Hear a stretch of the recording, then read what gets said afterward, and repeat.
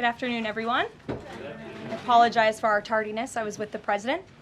Let me begin with a few scheduling announcements today. President Trump will travel to Scotland, where he will visit both Turnberry and Aberdeen from July 25th to July 29th. During the visit, President Trump will meet again with Prime Minister Starmer to refine the great trade deal that was brokered between the United States and the United Kingdom.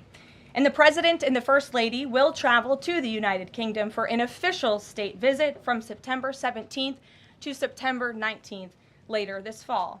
This will mark a truly unprecedented second state visit for President Trump, and he is honored and looking forward to meeting with His Majesty the King at Windsor Castle.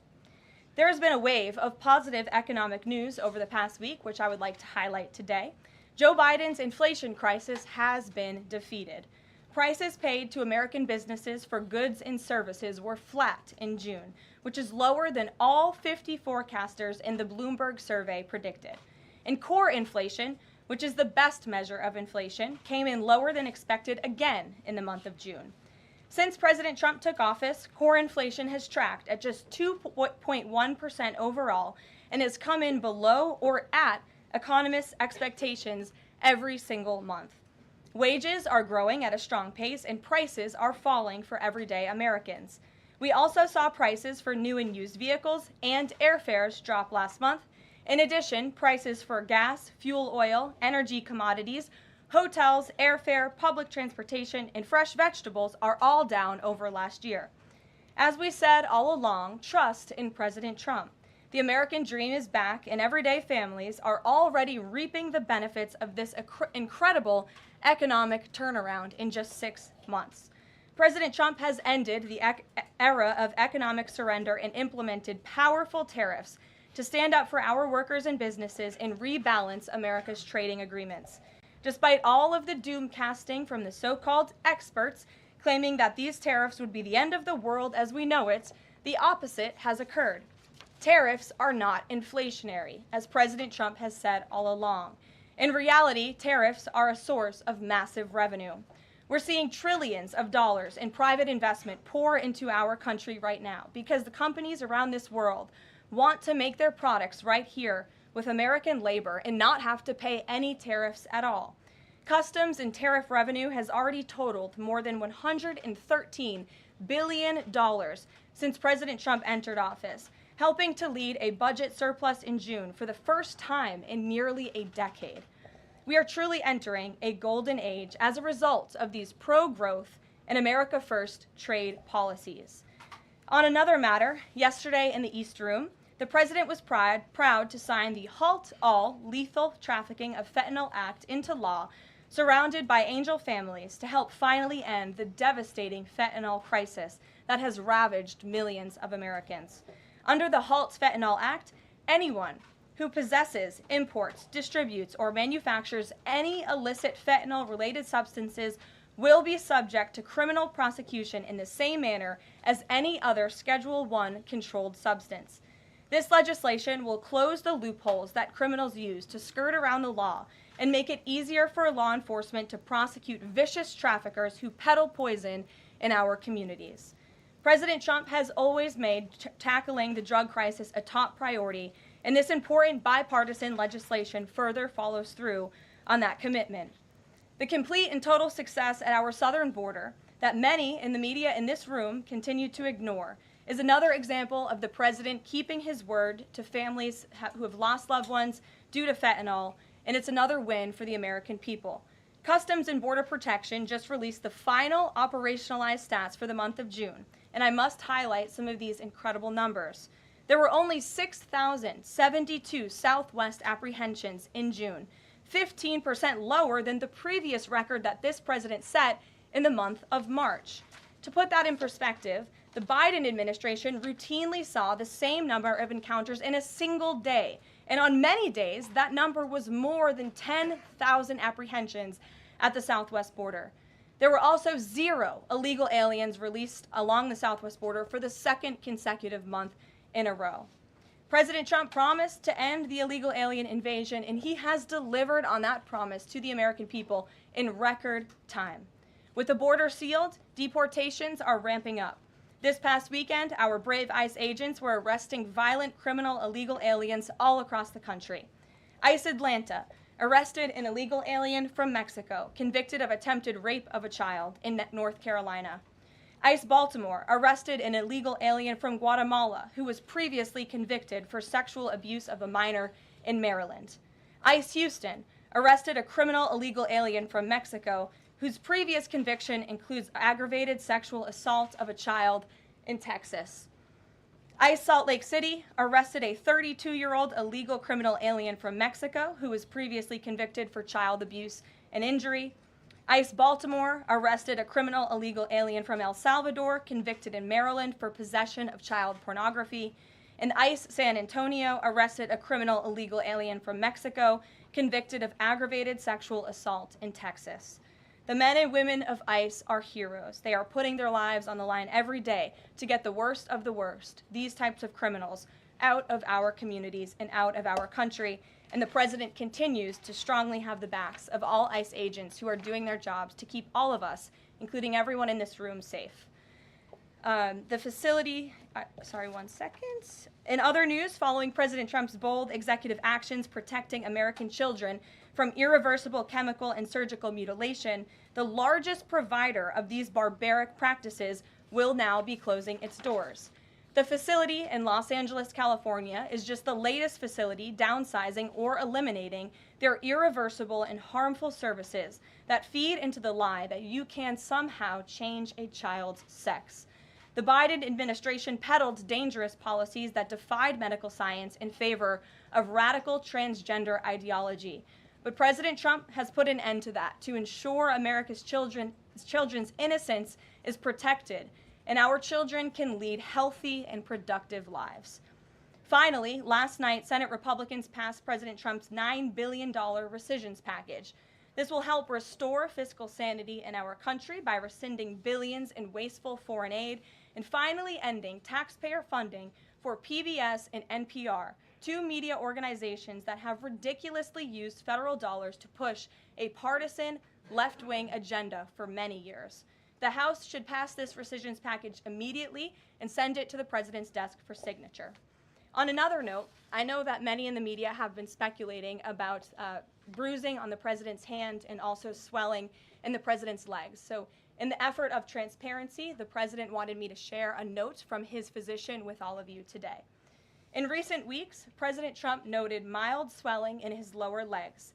In keeping with routine medical care and out of an abundance of caution, this concern was thoroughly evaluated by the White House medical unit. The president underwent a comprehensive examination, including diagnostic vascular studies. Bilateral lower extremity venous Doppler ultrasounds were performed and revealed chronic venous insufficiency, a benign and common condition, particularly in individuals over the age of 70. Importantly, there was no evidence of deep vein thrombosis or arterial disease. Laboratory testing included a complete blood count, comprehensive metabolic panel, coagulation profile, D-dimer, B-type natriuretic peptide, and cardiac biomarkers. All results were within normal limits. An echocardiogram was also performed and confirmed normal cardiac structure and function. No signs of heart failure, renal impairment, or systemic illness were identified. Additionally, recent photos of the president have shown minor bruising on the back of his hand. This is consistent with minor soft tissue irritation from frequent handshaking and the use of aspirin, which is taken as part of a standard cardiovascular prevention regimen. This is a well-known and benign side effect of aspirin therapy. And the president remains in excellent health, which I think all of you witness on a daily basis here. So the president wanted me to share that note with all of you. I'm happy to take further questions on it. We will provide the memorandum from the president's physician to all of you, as we always do. And we'll get to questions. Here in our new media seat, we have Frank Corva, who's the White House correspondent for Bitcoin Magazine, which comes at a timely week with crypto legislation moving across Capitol Hill. So why don't you kick us off, Frank, and thanks for being with us. Thank you so much. We appreciate it, Ms. Leavitt. Sure. I was curious to hear if the President was in favor of removing any and all language around central bank digital currencies from the Genius Act, maybe as a means to get it across the line and get it on his desk. And then my second question was about something the President spoke about in this room. He talked about a $600 de minimis tax exemption for Bitcoin and other crypto spending. So I was just wondering if you could comment on those. Sure. Well, the President did signal his support for a de minimis exemption for crypto, and the administration continues to be in support of that. We are definitely receptive to it to make crypto payments easier and more efficient for those who seek to use crypto as simple as buying a cup of coffee. Of course, right now that cannot happen, but with the de minimis exemption, perhaps it could in the future, and we will continue to explore legislative solutions to accomplish that. As for the central bank digital currency and the Genius Act, which you noted has passed through Congress and will be sent to the President's desk. I believe the House is voting on it. If they haven't, they should be passing it. We know we have the votes, and we expect it to get to the President's desk, and we are planning a signing ceremony tomorrow afternoon. All of you will get more details on that. This piece of legislation is going to make America the crypto capital of the world, and that's what the President promised. As for a central bank digital currency, the President opposes that.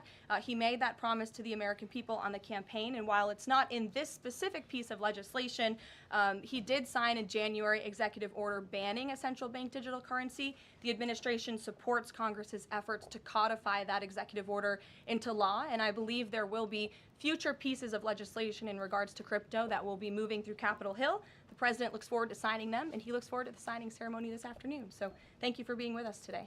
Sure. Jackie. Thank you, Karoline. There's been a lot of discussion about the Epstein files and the President's comments yesterday calling it a hoax. Can you clarify which part of the Epstein hoax is the hoax part?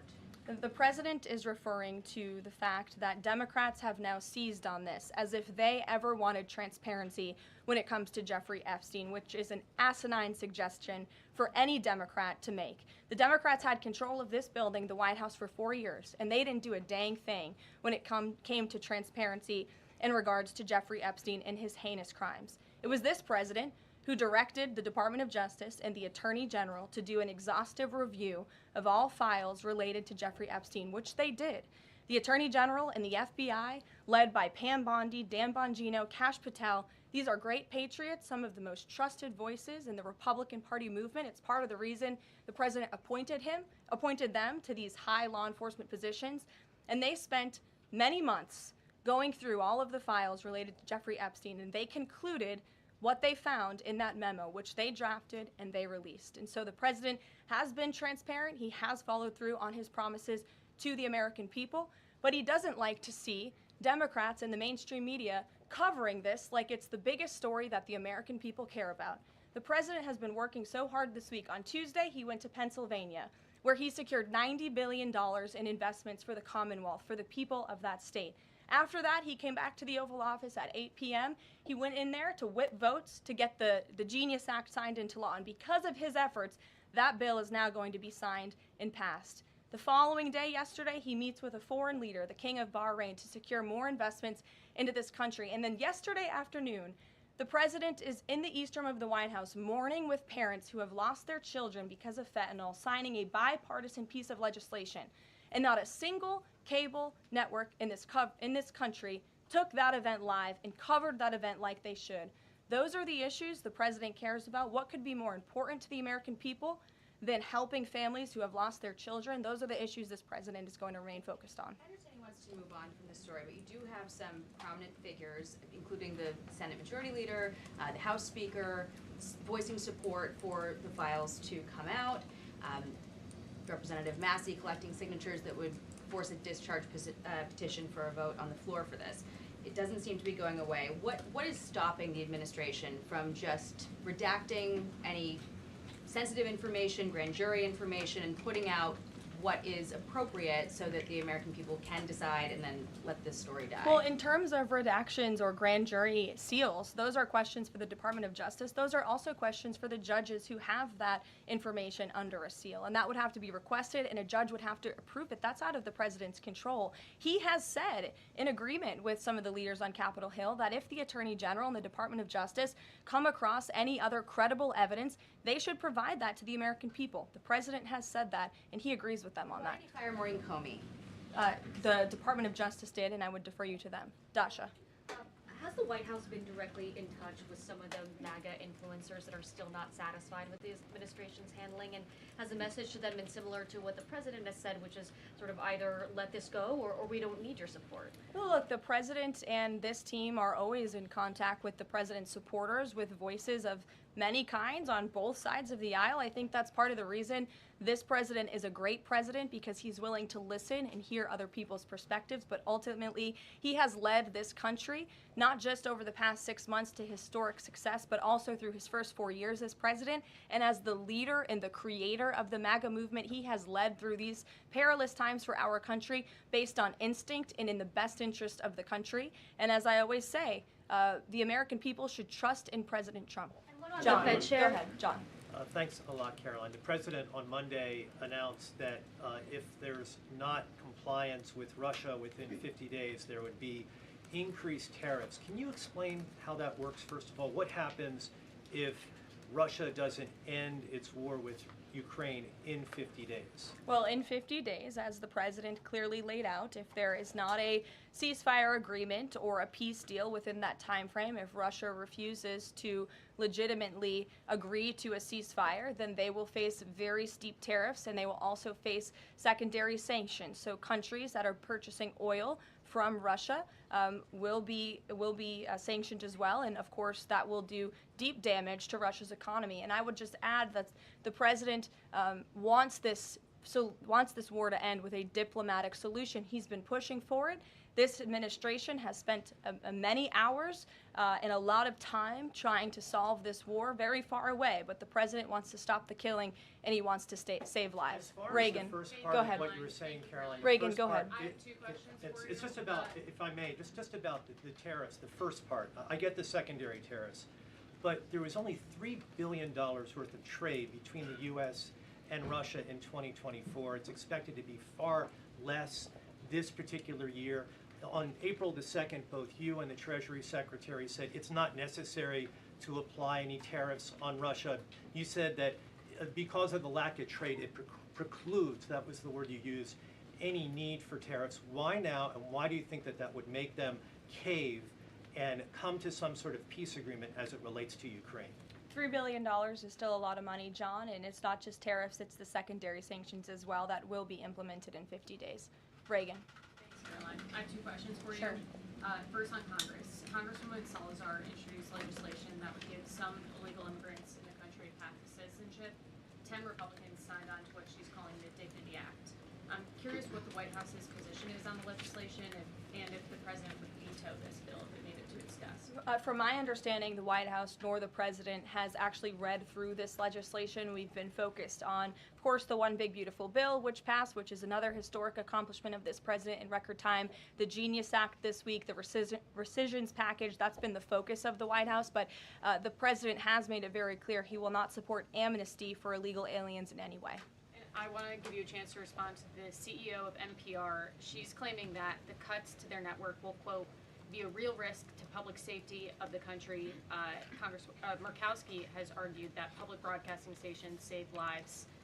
Could you respond to these concerns? The NPR CEO said cutting NPR will be a risk to public safety. I am not sure how NPR helps the public safety of our country, but I do know that NPR, unfortunately, has become really just a propaganda voice for the left. Just a few examples for you. In 2020, NPR refused to cover the Hunter Biden laptop scandal in the run-up to the election. They said their assertions don't amount to much, writing they did not want to waste the listeners' and readers' time on stories that are just pure distractions. That does not sound like an unbiased opinion. That sounds like a partisan opinion to me. And this is a taxpayer-funded organization. In 2018, that same CEO that you're talking about called the president in the Oval Office, who nearly 80 million Americans elected, she called him racist, shared a photo of herself wearing a Biden for President campaign hat, serves on the board of a Soros-funded activist group. In 2020, PBS's White House correspondent at the time characterized President Trump's speech then at Mount Rushmore as a love letter to white resentment, promoting the myth of America. In 2017, PBS devoted an entire panel talking about what it means to be woke and white privilege. In 2023, PBS's Washington Week Roundtable covered up Joe Biden's clear mental divide. That's actually quite the clip. I would encourage all of you to look at it. These are not honest news organizations. These are partisan, left-wing outlets that are funded by the taxpayers. And this administration does not believe it's a good use of the taxpayers' time and money. Ed Lawrence. Yeah, thanks, Caroline. I want to ask about the Federal Reserve. So does the president believe that the slightly restrictive monetary policy stance right now, could that cause an economic slowdown? And if he does believe that, when? What pause are you referring to? No, could the stance of the monetary policy is slightly restrictive? Does the president believe that that stance, the slightly restrictive stance, could cause an economic slowdown in itself? I haven't heard the president discuss that specifically, but what I do know in regards to the Federal Reserve is the president's been very transparent about his displeasure with both the policies and the management of the Fed, and he spoke about that to all of you pretty extensively in the Oval Office yesterday. Yeah, and last month, one more if I could, last month the Canadian Prime Minister said the president had agreed to a July 21st deadline to sort of work towards a trade agreement. That's 4 days from now. Could there be a trade agreement with Canada in 4 days? Well, look, we'll see. The trade team continues to be very active in our conversations and discussions with Canada. The president himself has said, unfortunately, our neighbors to the north have been pretty difficult to deal with when it comes to matters on trade. But in trade, generally speaking, as you know, 25 countries have received letters thus far from the president directly with his big, beautiful signature on them, from Japan to Korea, South Africa, Kazakhstan, Malaysia, just a few countries, and Canada also received a letter for 35%. With that said, if countries want to have legitimate further discussions, the Trump administration and the president's trade team are willing to have further talks, but these letters these countries have been receiving are the deals. And as the president has said, those deals will be made. They are tailor-made to each and every country based on the United States' concerns and what's in the best interest of the American worker and the American people. Charlie, go ahead. Thank you, Caroline. No, I called on Charlie, but Deanna, you can go ahead too. Go ahead. The president said that he floated the idea of a special prosecutor in the Epstein case. Can you confirm that? And has he asked the Attorney General to do this, to appoint a special prosecutor to look it over? Well, the idea was floated from someone in the media to the president. The president would not recommend a special prosecutor in the Epstein case. That's how he feels. And as for his discussions with the Attorney General, I'm not sure. Deanna. Caroline. Thank you so much. Do you know what the president's reaction was to Mike Johnson saying that he wants additional files released, the Epstein files? Was there a conversation with Mike Johnson about that following his comments? I won't discuss the president's private conversations with the Speaker of the House, but as I answered to Jackie's question earlier, the president has said if the Attorney General and the Department of Justice and the FBI have any more credible evidence in regards to Jeffrey Epstein's crimes, they should put that forward. He has called on them to do that. Sure. Thank you, Caroline. With a few days. I'll go to all of you, starting with the lady in the blue. Go ahead. With a few days to the August 9th deadline, how are the negotiations with Europe going? There's some sticking points. What are they? Can we expect a delay, or should we expect a deal soon? Well, I believe the deadline is August 1st. As for the European Union, they continue to be very eager in negotiating with our country for obvious reasons on ways to lower their tariff and their non-tariff barriers that we have long said harm our workers and our companies. So the president's trade team continue to be in talks with the European Union. Would he accept, or would he put forth a postponement of the August 1st? He's already said he will not. Caroline, Owen, go ahead. Caroline, good afternoon, Caroline. In Gaza today, Holy Family Catholic Church was struck by an Israeli shell. Yes. 3 people were killed, 10 wounded. What is the president's reaction to that church coming under fire? It was not a positive reaction. He called Prime Minister Netanyahu this morning to address the strikes on that church in Gaza, and I understand the Prime Minister agreed to put out a statement. It was a mistake by the Israelis to hit that Catholic church. That's what the Prime Minister relayed to the President, and you should look at the Prime Minister's statement that will be coming out. Steve, go ahead. Back to your letter that you read at the beginning. Sure. The President, you said mild swelling in his legs. Is Yes, sir. it causing him any discomfort? How are you treating it? Nope. No discomfort from the president at all, and you probably all see that on a day-to-day basis. He's working around the clock. As for the treatments, I can defer to the president's physician, and we'll get you this letter. I think it will answer all your questions. There are reports that a Chinese-born banker who works in Atlanta for Wells Fargo is being prevented from leaving China. Has the president, is he going to bring this up with President Xi? Are you aware of the case?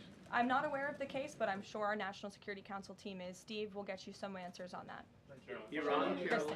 Thank you, Caroline. Two questions. So the first is that President Trump said that the Attorney General only gave him a brief overview of what was in these Epstein files. Does he have knowledge or an understanding of what is in the files related to Epstein that have not been released? Not to my knowledge, and that's a question for the Attorney General, as I said, and the President has told the Attorney General if they have any more credible evidence, they should release it. Is that evidence, would she have to run that by the President before she released it? I don't think so. He said if she has any more credible evidence, she should release it. Go ahead. Thank you. Go ahead, yes. Great, thank you, Caroline. Two questions. One, today. And you can go ahead, Andrew. Don't worry. Today, tens of thousands of folks are rallying nationwide to honor the legacy of Congressman John Lewis. Meanwhile, Republicans in Texas reportedly are working to redraw congressional maps at President Trump's urging. How is President Trump reconciling his call to action for Texas Republicans with the legacy of Representative John Lewis? I'm not quite sure how the two things are related. I think the president would agree that John Lewis served our country for many, many years. It has nothing to do with the redistricting efforts that are currently underway by Texas Republicans to add seats to their legislature. They have the right to do that. The president spoke to the congressmen and women who serve the great state of Texas about it, but it's up to them and it's up to their legislature to get that approved. And Caroline, just the second question. Go Does ahead. the president support the Justice Department's request for just 1 day in jail for the officer convicted in Breonna Taylor's killing? And what message does he believe that sends to her family and to other families seeking justice in cases of police violence? I haven't talked to the president about that case. Go ahead. Just the president, when the president met the interim president of Syria a couple of months ago, he described him as a young, tough, attractive guy. After the latest clashes in Syria over the last few days, does President Trump still support Syria's interim president? The president still supports Syria's pathway to a peaceful and prosperous country, and you received an update directly from the Secretary of State on the ongoing situation between Syria and Israel. I spoke to him myself this morning to get an update, and as soon as the United States became involved in this conflict, we were able to de-escalate, deconflict. That seems to be continuing. Syria agreed to draw back their troops that were in the area where that clash was ongoing, and we continue to be very actively monitoring the situation. The president wants to see Syria become a prosperous and stable country, and by the lifting of the sanctions on Syria, he's giving them a real chance to do that, and he wants to see that through. Andrew, go ahead. So on Tuesday, the president told a very detailed story about his uncle, noted scientist John Trump, and Theodore Kaczynski, the late Unabomber. He said that Dr. Trump taught Ted Kaczynski. Ted Kaczynski was not identified as the Unabomber until 1996, 11 years after John Trump passed away. It would have been impossible for John Trump to have ever discussed the Unabomber with the president. So what was he talking about? And I have one follow-up. Andrew, with so many issues going on in the world, I'm a little bit surprised you would ask such a question, although I'm not sometimes coming from you, I will say, but I'm willing to give you an answer. Nevertheless, the president's uncle did, in fact, teach at MIT. He was a very intelligent professor. The president's very proud of his family. In fact, the president has a letter from his uncle on the MIT letterhead that sits in the Oval Office dining room. Maybe we'll let you see it sometime. And then Elizabeth. Caroline, one more on. Elizabeth, will the go president consider pardoning Ghislaine Maxwell Elizabeth, if the Epstein case is a hoax? Okay, I'll start off with the president said last week he would not be getting involved in the New York City mayoral case. If that mayoral race, if that's still the case, given his history drawing a large crowd in New York City, what's his reason for staying out of it in that way? Well, look, I think the president reserves the right to get involved in races or not get involved in races, and he's made the decision not to weigh in on the New York mayoral race, as you rightly pointed out, although he has gone as far to say he absolutely does not want to see Zemdami, elected, who is a known communist who supports the abolishment of private property, the defunding of police. He has made very well-known anti-Semitic statements. It would be a disaster for New York and for this country. And I think it's quite telling that this individual, a known communist, has been spending time in Washington this week meeting with leaders on Capitol Hill. This is truly where the Democrat Party is headed. Clearly, they learned nothing from November 5th in the president's overwhelming victory. Mary, go ahead. Thank you, Caroline. I want to backtrack to the hospitals that have stopped providing transgender surgeries and hormones for kids. On this front, does that have anything to do with the DOJ subpoenas last week? Should we expect any more hospitals be shutting down their programs?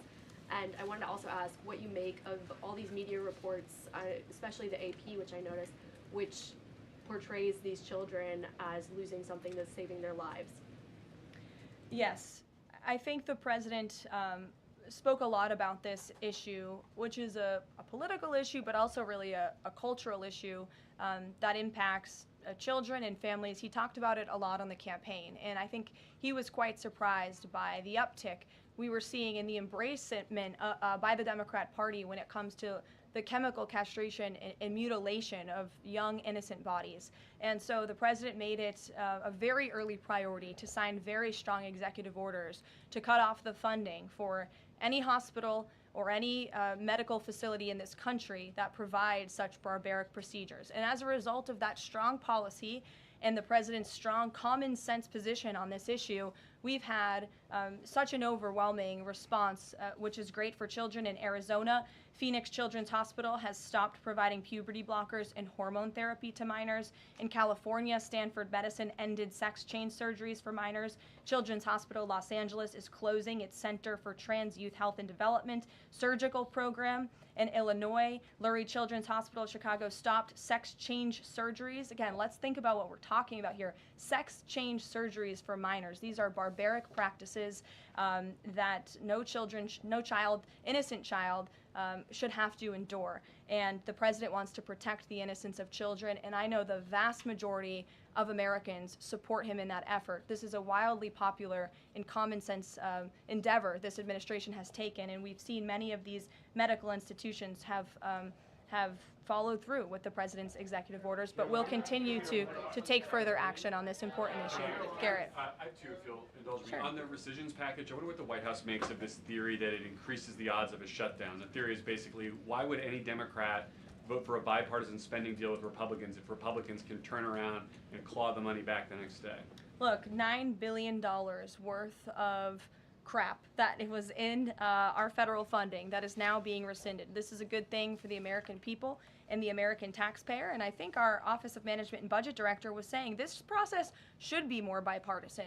Democrats, there was a time in this country where Democrats too cared about getting rid of waste, fraud, and abuse in our federal spending. I think every American agrees the government spends way too much money on things that don't matter. Some of those things includes PBS and NPR, or for instance, the Democracy Fund, which was funded to the tune of $83 million through the Department of State, but they were giving hundreds of thousands of dollars for gender equality and empowerment hubs in Yemen, $3.9 million for strengthening information integrity, equality, and democracy for LGBTQI population of the Western Balkans. These are not good uses of the taxpayer funds, and Republicans are proud to lead that effort, and we wish more Democrats would join us in that. I wanted to follow up on the Maureen Comey question just to clarify. Did the White House have any knowledge, or did the president sign off on her firing? This was a decision that was made by the Department of Justice. There was an agreement that was made between Immigration and Customs Enforcement and the Centers for Medicaid and Medicare Services regarding access to Medicaid information for 92 million Medicaid recipients around the country. That includes health information. So how does that not violate HIPAA violations and privacy concerns, for example, of American citizens? I'm going to have to defer you to Immigration and Customs Enforcement on that. I'm unfamiliar with that agreement that they made. Thanks, Caroline. Two questions. Russ Vought said today he's going to be looking into cost overruns in the Fed's renovation projects. Is there a deadline for him to come back with findings to the president?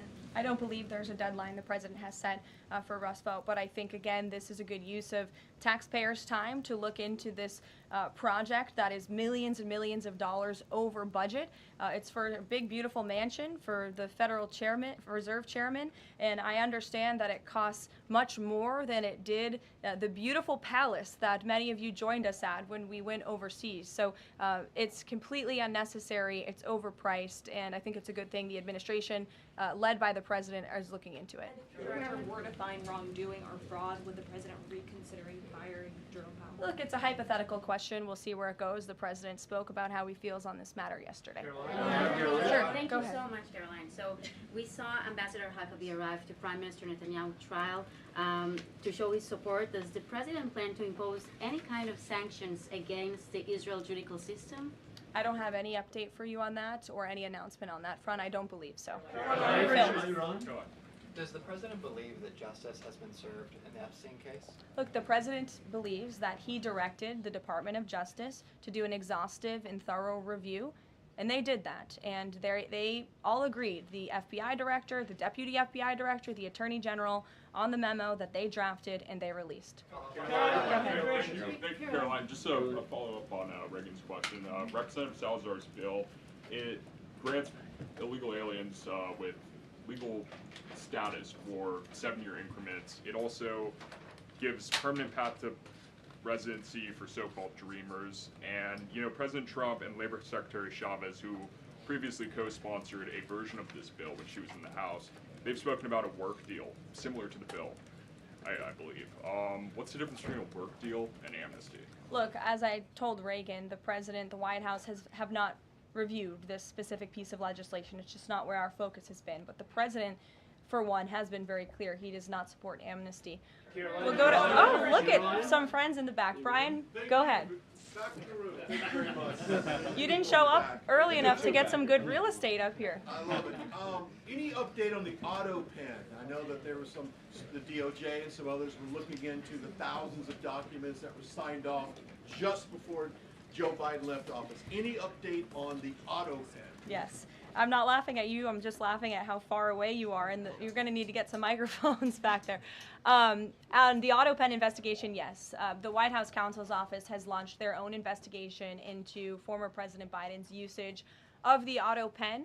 We have requested some documents from the National Archives, and again, as I've said many times from this podium, and the president has said as well, it's incredibly important that we get to the bottom of who really was at the tip of the spear in the decision-making process here in the White House, because former President Biden himself admitted to the New York Times, I understand he never gave interviews when he was here, but now all of a sudden he wants to give one, and he said that he did not actually review every single pardon that he signed on his way out the door. That's incredibly concerning, and I can tell you it's something this president would never tolerate. This is a president who is signing things all the time. Any document that has legal implications, this president's signature is on it because he's the one making the decisions. It does not appear that was the truth in the previous White House, and I know the American people want to receive answers on who was running the show, because the decisions that were made in this place really destroyed our country, and we deserve to get to the bottom of it. Mark, in the back. Thanks. Some Christian groups are complaining that they are not able to get visas as quickly to travel to Israel, and it's been elevated to Ambassador Huckabee's station. Is the White House aware of that? Does it have any reaction to that? And is that part of the president's disappointment with Netanyahu's government? Look, I'm not aware of that, Mark, but I'm sure, again, our National Security Council is, and also the State Department. As you know, travel visas roll through Secretary Rubio's shop over there, whom we work very closely with, so we will check in on the matter. But I know overall this president and the administration do want to streamline the visa process to make it easier for both Americans who want to travel abroad and people abroad who want to come to our country the legal way. Sure. Go ahead. I was going to the gentleman above you, but go ahead, Libby, and then you can go. Okay. Two questions for you. The first is, during the Hill Nation Summit, Secretary Noem suggested there could be some changes to TSA's liquid limits. Is the President aware of that? Is that an idea that he's backing? And what would that timeline and the changes look like? Sure. I would defer you to the Department of Homeland Security, but I did see Secretary Noem's comments, and I think it's great that on day one she asked TSA, what are we doing right? What are we doing wrong? How can we make air travel more efficient while maintaining utmost security for American passengers and travelers? And I know they announced no more shoes, or you don't need to take off your shoes anymore at the airport, which I think is welcome news to all of us who travel a lot. But further guidance or decisions, of course, that's in the Secretary of Homeland Security's overview, and I would defer to her. The other question for you is on Bondi and Burgum's trip today to Alcatraz. I'm curious what the funding is going to look like for that, and who the President does want to see incarcerated there, if it were to become.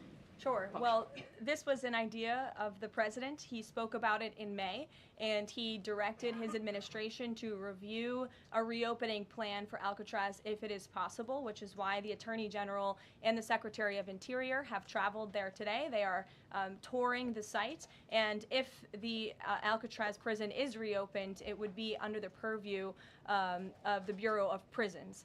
And the Secretary of Interior also would play a big role in this as well. So they're there to review the site today, and I'm sure you'll hear more from them on it later. And just to follow up, Libby, on who the President wants to see housed in Alcatraz, the worst of the worst criminals in this country, both American criminals who convict heinous crimes, but also illegal alien criminals before deportation as well. Sure.